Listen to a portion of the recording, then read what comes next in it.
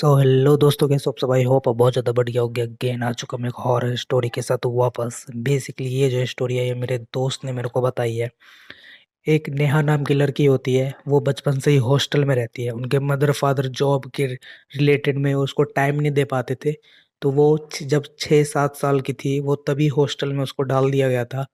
और वो आज की डेट में उसकी एज 19 साल हो चुकी है।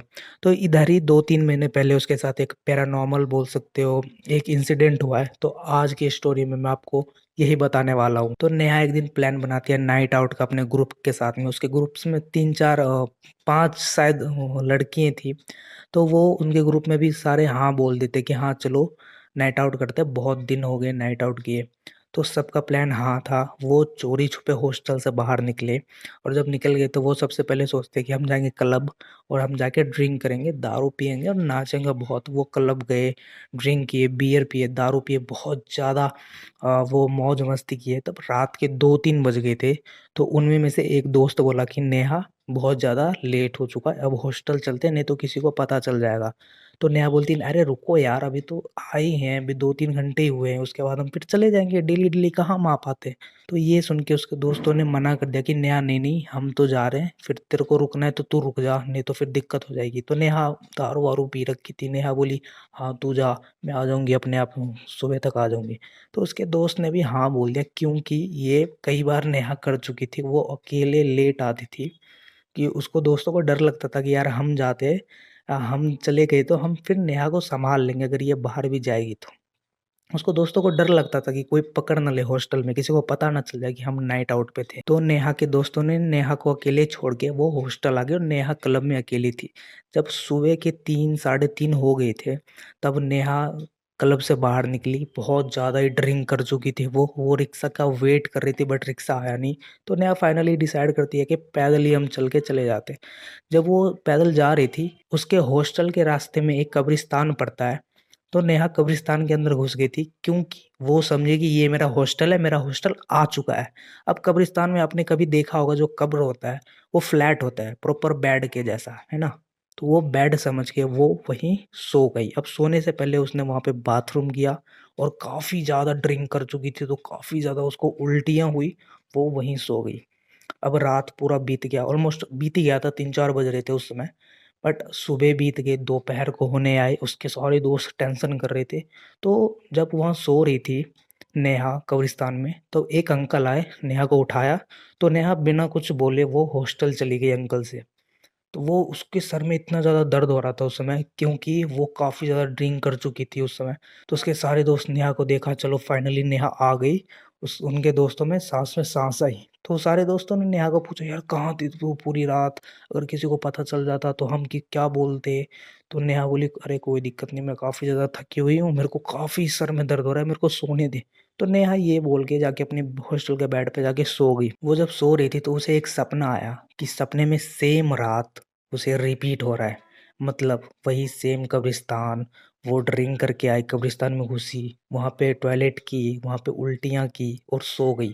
बट वहां पे एक चीज और उसके सपने में दिख रहा था कि कोई ब्लैक सा फिगर है जो कि एकदम धुएं का आकार है, रेड आईज।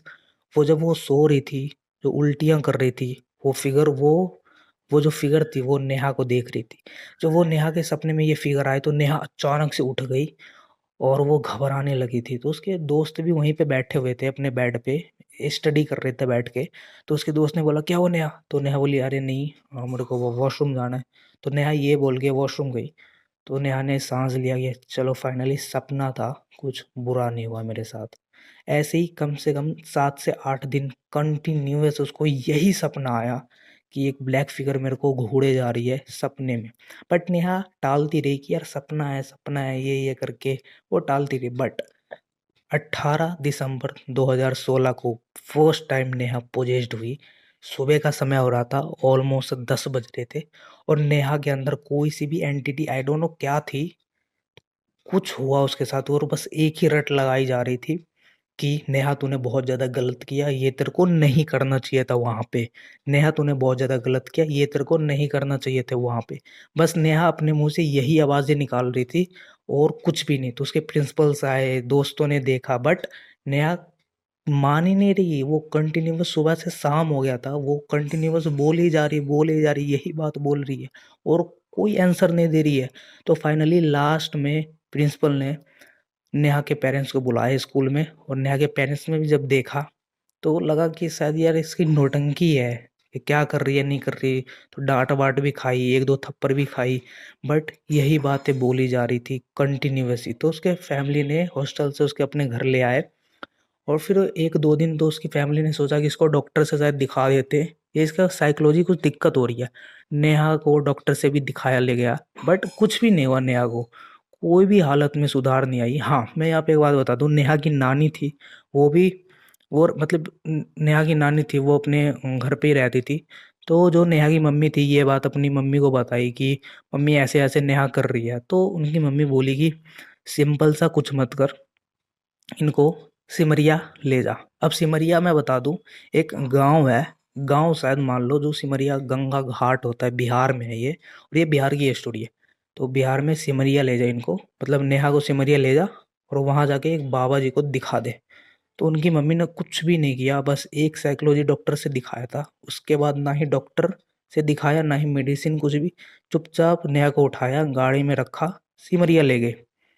अब सिमरिया में बाबा जी को मतलब बताया गया है सारी बातें, उनको तो पता ही नहीं था, बस बाबा जी को दिखाया गया कि नेहा कंटिन्यूअस 2 दिन से यही चीज़ें बोली जा रही है, और उसका वेट कंटिन्यूअस ड्रॉप हो रहा है। तो बाबा जी ने आई डोंट नो पूजा वगैरह की क्या की, तो बाबा जी ने नेहा से उगलवाई बात। तो नेहा बोली कि ये लड़की पार्टी करने गई थी और इस कब्रिस्तान में घुसी और मेरे कब्र पे उल्टियाँ की, टॉयलेट की। तो फर्स्ट टाइम नेहा की मम्मी को और पापा को पता चला कि नेहा छुप छुप के हॉस्टल से नाइट आउट करने जाती थी।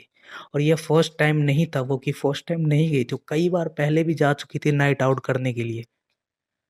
तब बाबा जी ने सॉल्यूशन किया इस बात का, कि जो एंटिटी थी, वो जब पता चला कि क्या एंटिटी थी, वो एक जिन था, तो बाबा जी ने निकाल दिया उनको। फिर नेहा को हॉस्टल में अब नहीं रखते उनकी मम्मी पापा, अब वो खुद घर पे ही रहती है। तो यही एक छोटी सी स्टोरी थी, मतलब थी तो बड़ी, बहुत ज़्यादा बड़ी, बट मैं उसको कट कट करके मैं आपको बता देता हूँ, मतलब बता दिया, ठीक है। तो यही थी स्टोरी एक नाइट आउट प्लान की। तो अगर आप भी नाइट आउट करना चाहते हो तो यार थोड़ा सोच समझ कर ड्रिंक करो, कोई मना नहीं है यार ये सब करने से, बट स्टिल थोड़ा सा केयरफुल। तब तक के लिए मिलते हैं दूसरी स्टोरी में, तब तक के लिए बाय।